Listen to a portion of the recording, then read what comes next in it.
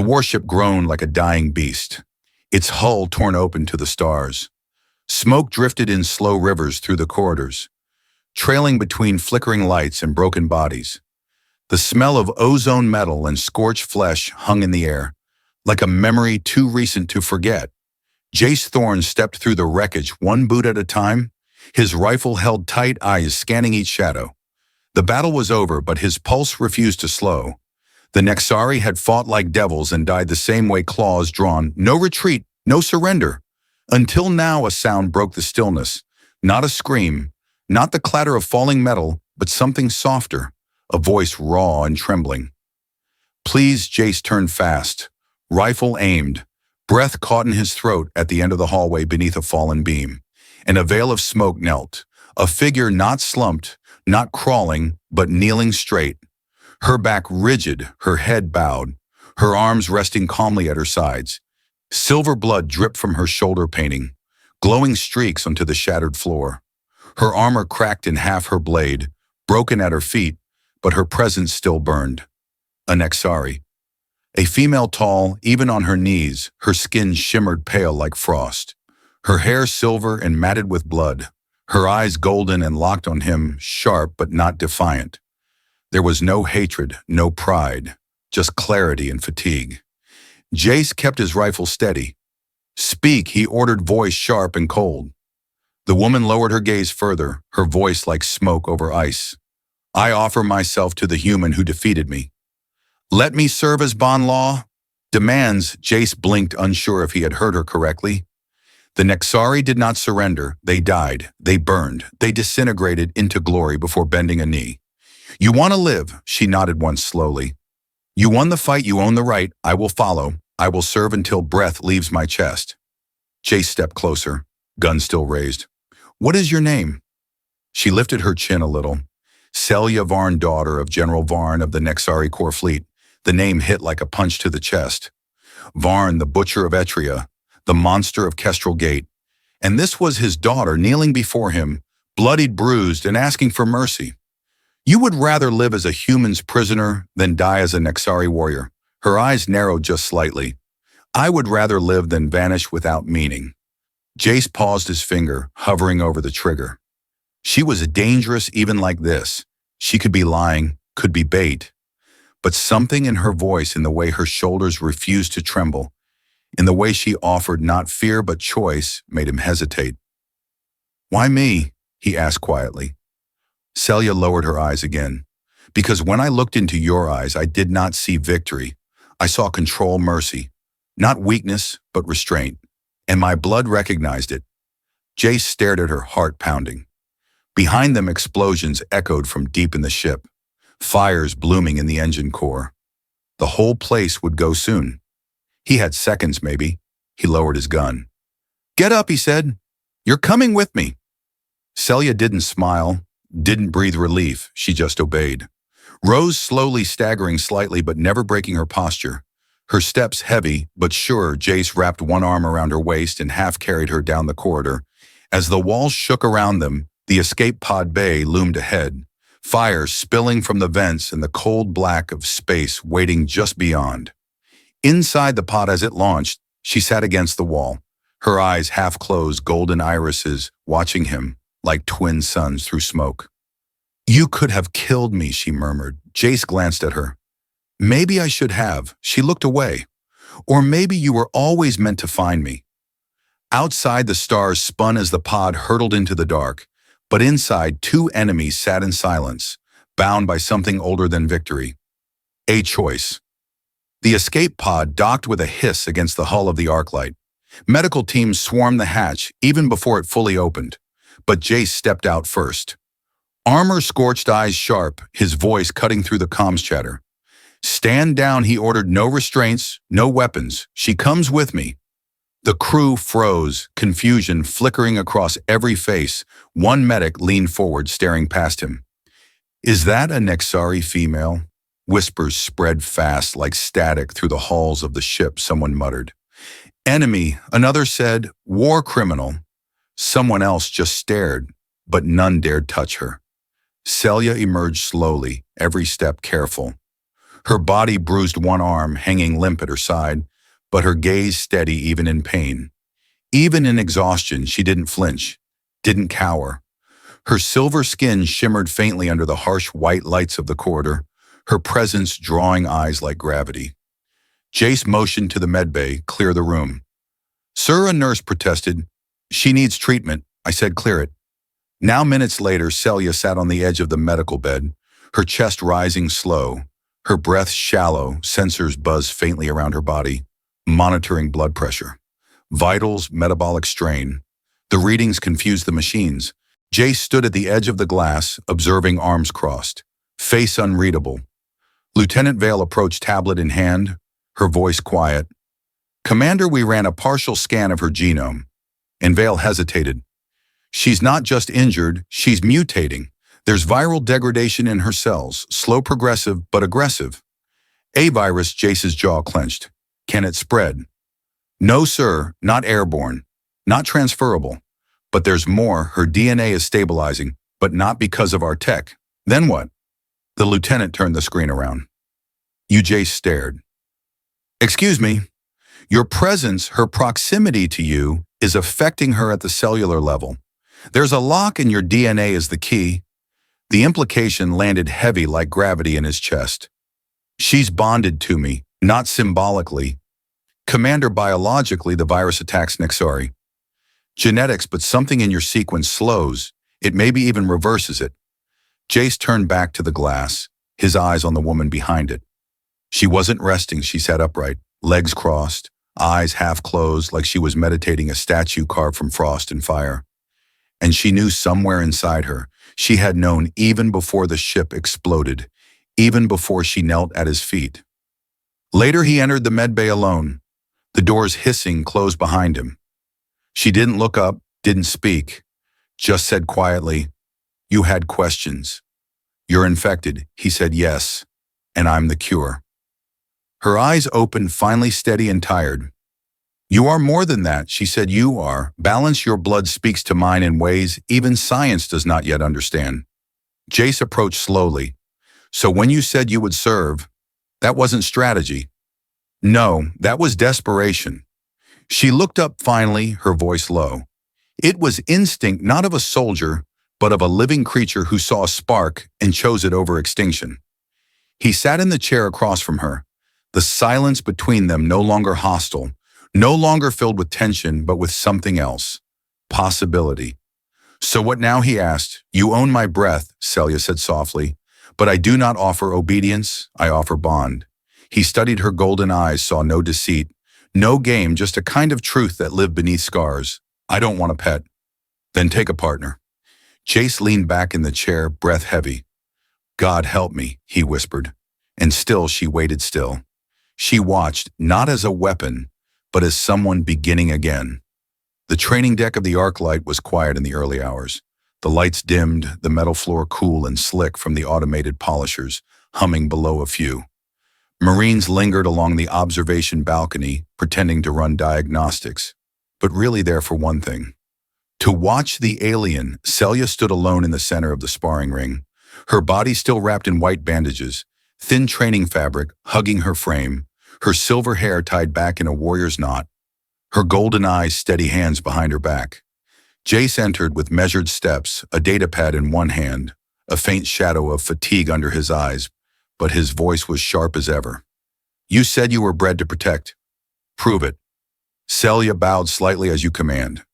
He tossed the datapad aside and stepped into the circle, cracking his neck as he lowered his stance. "You don't have to hold back," Celia's eyes narrowed. "I wasn't planning to." The first move was his fast clean, efficient, a low sweep meant to test her reflexes, but before his leg completed the motion, she had already pivoted, her body weight shifting. With inhuman grace, her hand caught his wrist, twisted, and dropped him flat on his back in a single breathless motion. Jace blinked up at the ceiling. "Okay," he muttered. "Not bad." She offered a hand. He took it, and she pulled him to his feet without effort. "I served under the Fire Lords of Nexari," she said softly. "None of them struck as clean as you did in the war, and none of them ever spared me." Jace looked at her differently now, not just as a warrior, not even as an alien, but as something singular, something poised between ruin and rebirth. The Marines above whispered again. Did you see that she could have snapped his arm? Why is she following him like that? Is this some kind of game or a trap? But none of them understood. Not even Jace. Not yet. Later in his quarters, Jace found something he didn't expect. His bed was made, his armor polished, his data pads sorted by mission order, his meal ration prepared neatly arranged, not thrown on a plate, but carefully placed like it mattered.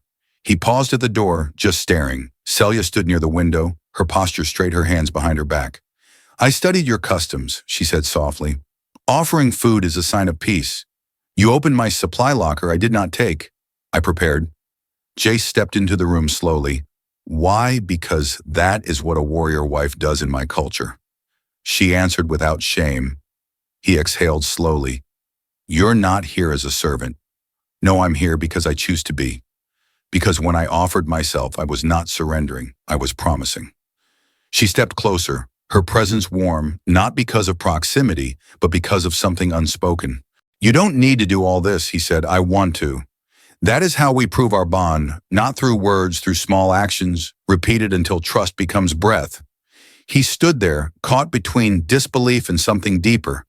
And what happens if I never return those actions? Celia tilted her head, her voice unwavering. Then I will keep giving until you believe they were never earned.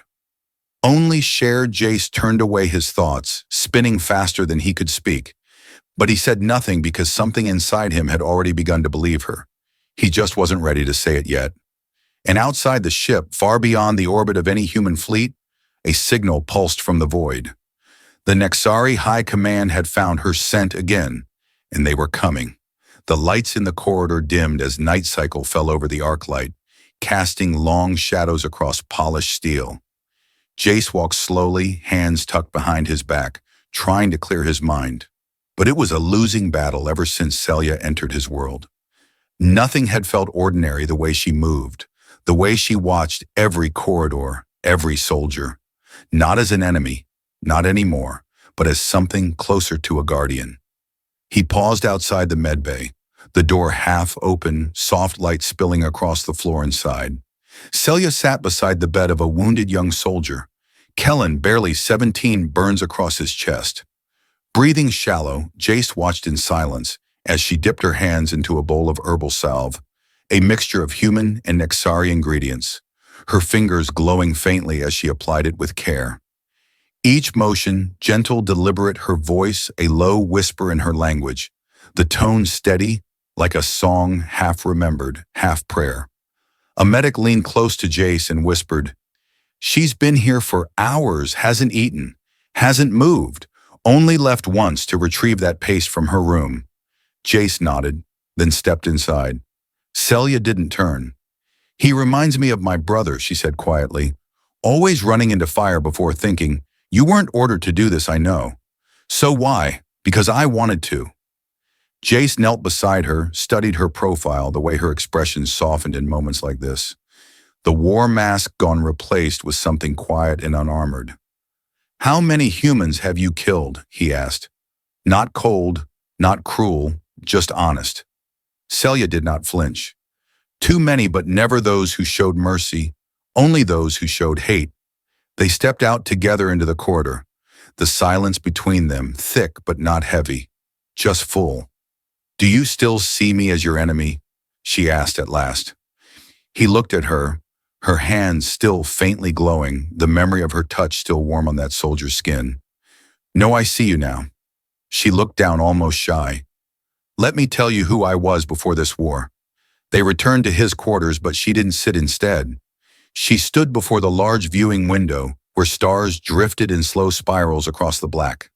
I was once promised to a Nexari warrior. His name was Vel, strong, proud, kind. We were to be bonded under the twin moons of Ralek, but 3 nights before the ceremony, his ship was destroyed by a human ambush. Her voice cracked, but only slightly. That's when I changed. I chose war over mourning, rage over silence. But something inside me always waited for kindness to return. She turned to face him fully, and then I met you. Jay stepped closer, slowly, his voice low. I'm not perfect. I've made choices I regret. But you gave me a choice, and that changed everything. She reached for his hand, didn't touch or just hovered near the warmth. I no longer want to warm your bed because I must, she whispered. I want to because I feel safe there. Then suddenly sirens blared across the deck, unauthorized breach, lower med level. Med bay under attack. Jace reached for his gear. Stay here, no, she said. I go with you. You don't have armor. I don't need it. I have you. They ran together through the firelit corridors, smoke rising, red lights flashing as alarms screamed.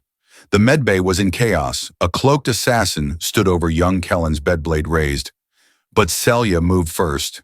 She leapt, no hesitation, her body colliding with the attacker in a blur of silver and fury. The two crashed through the wall into the hallway, and when the smoke cleared, only she remained standing, her body between the soldier and death.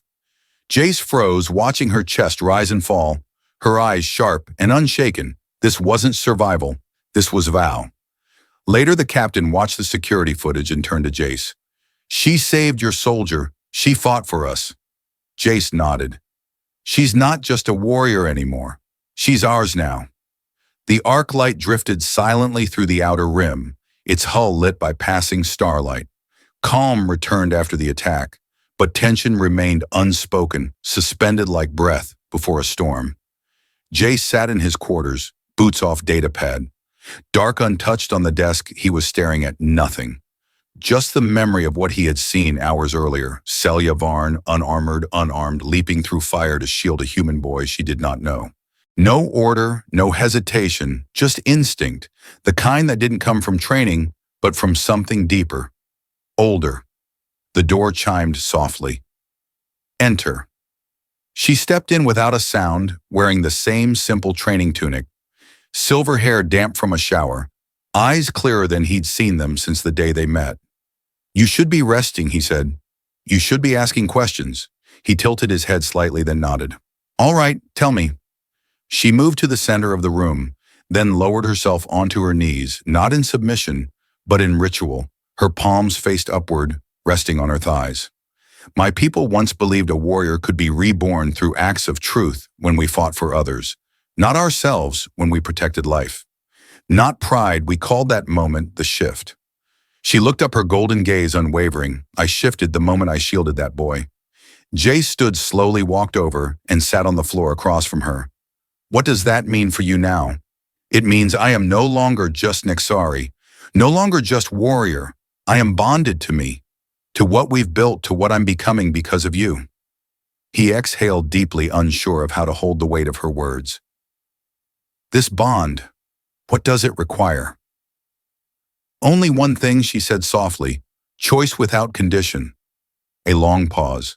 Then Jace reached out slowly, his fingers brushing hers, her skin warm, pulsing faintly with energy. And I choose you, he said. Her breath caught her eyes, shimmered with something fragile. Then let this be our first act. She stood and walked to the table where a ration meal had been set. 2 sets of utensils, a warm drink. You prepared this for me again? No, she said, placing the cup in front of him for us. I want to know what peace tastes like with someone who does not expect it. He smiled faintly, sat down, and took the first bite. It was nothing special, food-wise, but it tasted like trust. That night they didn't sleep in separate rooms. Celia lay beside him, not to warm his bed as she once promised, but because she chose to share it, not with fire, but with presence.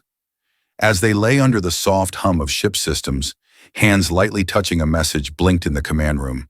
Encrypted signal detected from Zorvan. Sector deep code recognized, classified as Royal Marker.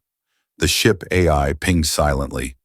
Query flagged to High Command, but it was too late, because somewhere beyond the dark edge of the galaxy, a long, dormant beacon had been awakened, and it had just whispered her name. The silence in Jace's quarters was warm, but strange. Celia lay still beside him, her eyes open, staring at the ceiling as if the stars were speaking just above them. But she wasn't listening to the sky. She was listening to herself, to the ache in her chest that never left. The virus was stable now, but not gone. Not truly, only delayed, only quiet. Jace shifted beside her, his breath soft against her shoulder. You're not sleeping. No. Why, she didn't answer. Not at first. Then she whispered, because I'm falling for you and I fear what that will cost you. He opened his eyes slowly, Celia, but she had already set up the silver sheet wrapped around her body, her expression unreadable. I was made for war, Jace. I was built to lead battles, not build homes. He rose with her one arm reaching toward her wrist, but stopping short. You were made to survive, and you did. She turned away, walking to the window, where the stars stretched wide and empty. But I don't want to just survive, she said. I want to know what it means to be whole before I ask someone else to love me. She looked back at him, eyes gold and heavy. And I can't do that while still hiding from what I was. He stepped closer, his voice low. You don't have to prove anything to me. I know, but I need to prove something to myself. Hours later, he awoke to an empty bed, her scent still clinging to the pillow, the warmth fading fast, and on the table, 6 words. You deserve more than me. Jace bolted down the corridors, barefoot armor, half clutched, shouting her name. But her room was empty. The hangar, silent, only one escape pod was missing. The Arclight's AI confirmed the trajectory. Dead Moon Zorvan sector, no known outposts, no known survivors. Why there, he muttered breathless. The captain entered slowly. Maybe she's finishing something. You were never meant to carry. Jace's jaw tightened like hell. I'm staying here. He launched his fighter within the hour. Celia's trail burned into his eyes, a straight path through space and memory. When he landed, the world was ice, shattered towers, broken statues, symbols half buried in frost and dust, and her footprints leading away from the pod, small, precise, headed toward a collapsed temple beyond the ridge. He followed inside. He found her, not kneeling, not begging, but praying to ancestors, to silence, to herself. Celia didn't look back as he entered. You followed me. I always will. Why? Because you ran from a version of yourself that was already dead, and I came to find the one who chose life instead. She turned finally, tears frozen against her cheek. You don't understand. I'm dying, Jace.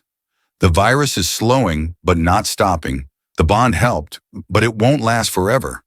I needed to face my people before I faced forever with you. He stepped closer and cupped her face with both hands. You don't need to be perfect. You just need to be here. She closed her eyes against his touch. Then let me stay here a little longer with you. Later, inside a cavern of glowing stones, Celia leaned into him, her strength fading, her body cold. You said I would warm your bed, she whispered. But tonight I think it's your turn. He smiled, gently wrapped his arms around her, and held her through the night, as warriors once did. Not with armor, but with breath. And when morning came, her eyes were clearer, her pulse stronger, and in the quiet space between them, something new bloomed. Not duty, not destiny, but choice. The wind howled across the dead moon's surface, carving thin trails through the snow that blanketed the ruins. Celia stood at the mouth of the ancient temple, her breath a soft mist in the cold air, her eyes locked on the stone archway, etched with forgotten symbols. Her fingertips traced the edge of one glowing line, a pulse-like memory running beneath her skin. This was once a temple of life, she whispered, where warriors vowed not to kill, but to protect, where bonds were more than ritual. They were sacred breath, shared purpose. Jace stood behind her flashlight, sweeping across the shattered stone, then pausing on a strange circle carved into the ground. Looks like a seal, he muttered. Celia stepped forward, slowly lowered herself to her knees, and placed both palms on the symbol. Golden light flared beneath her hands, the circle pulsed and began to shift, sliding open with a low, ancient groan revealing a long tunnel, spiraling deep into the ice. Without hesitation, she descended. Jace followed close, his boots echoing in the spiral. The deeper they went, the warmer it became, not physically, but something deeper. A hum beneath the silence, a presence that had never truly died. Then they saw them, stasis chambers, dozens of them embedded in the walls. Glowing faintly within them lay Nexari females, Skin-pale eyes, closed bodies unmoving, but not lifeless breath, slow, fragile. Celia stumbled forward, her hand pressed to the glass of the nearest chamber, a tear sliding down her cheek. "These are my sisters," she whispered, "survivors from the last battle of the bloodline. We thought lost." Jace stepped beside her, his voice low. "They're alive, but barely." The Arclight AI buzzed in his earpiece. Vitals critical viral degeneration detected limited time for stabilization. Celia looked to Jace, then to the crystal embedded in her wrist, pulsing with the bond energy between them. "They carry what I carry, the same virus, the same fate unless we share the cure." Jace stepped forward determined. "Then we start now?" They carried one chamber back up to the surface. Celia sat beside it, chanting softly in her native tongue, her hands glowing golden. "I vow to protect what breathes, to guard what sleeps, to share life with the one who offered me peace." Jace turned. "What is that?" "The bond vow," she said, voice shaking. "But steady, our most sacred oath. And I want to say it with you." He knelt in front of her, removed his gloves, took her hands into his skin against skin, warm against warm. "Say it in your words," he said, "I'll follow." She took a breath. "I vow to stand by your side, to heal with you, to share breath fire in future, to belong not to blood, but to choice." He nodded. "And I vow to protect you, to believe in you, to be more than your shield, to be your peace." They leaned in foreheads, touching Nexari style. A wave of light surged from their joined hands. The AI buzzed, vital sync, confirmed genetic repair. Initializing cellular response positive. It worked. The cure had begun to spread. The sister in the chamber opened her eyes slowly. Weakly, "Celia, you bonded, I did. Then you have saved us, one by one." The others began to stir, to breathe, to live again. And as they gathered around Celia and Jace, no longer as exiles but as kin, the old world fell away and something new took shape. "You are no longer outsider." One elder said softly to Jace, "You are now bonded one." But above the stars, a traitor signal pulsed to a distant fleet, and dark ships began to move. A voice growled from a throne of war, "The bloodline is healing, then burn the cure before it spreads." The sky cracked open above the frozen moon, fire streaking down from orbit as the first wave of Dominion warships pierced the clouds, engines screaming like beasts hungry for blood. The temple grounds shook with the tremors of drop pods, slamming into the ice, sending shards flying through the air like knives. Jace stood at the front gate. Plasma rifle gripped tight breath, steady. The Nexari warriors behind him moved with silent precision, their armor not flawless, but their eyes were bright, awake, alive again, because of her, because of Celia. She emerged from the temple wearing ceremonial armor, woven with gold light threading each line, pulsing in rhythm with the bond mark on her wrist. Her gaze locked onto the ships above, not with fear, but with fury. "They come for the cure," Jace said quietly. "No," she replied, "they come for what they cannot control." The Dominion troops marched in tight formations, black visors, glowing weapons raised across the ice fields. The fleet's commander gave one final broadcast. "You have chosen treason, Nexari, you will be erased." Celia stepped forward, her voice cutting through the transmission. "We have chosen life, and you will not take it from us again." The battle erupted in fire and chaos. Plasma bolts screamed through the air. Soldiers, collided blades clashed across snow turned red and black. Jace and Celia fought side by side, never out of sync, like two halves of the same movement. Their connection now more than energy, it was instinct. He covered her back as she deflected a wave of drones with a pulse of golden light. She lifted a fallen warrior with a chant that lit the ground beneath her footsteps, healing without hesitation, shielding without rest. But then the sky screamed louder. A final pod fell larger than the rest, reinforced. It landed with a crater, and from within stepped the Dominion High Executor, clad in obsidian armor, bearing a spear crackling with void fire. His voice boomed across the battlefield. "I will end this corruption myself." He charged toward Celia faster than any soldier, before slicing through defenders as if cutting air. Jace leapt to intercept their weapons, clashed the impact, throwing him back into the snow. Celia caught the spear with her bare hands, golden energy surging through her bones, the virus within her raging as the connection pushed past its limits. "You cannot destroy what is chosen," she growled. "I can destroy anything," he roared. Their light and darkness collided, shaking the mountains.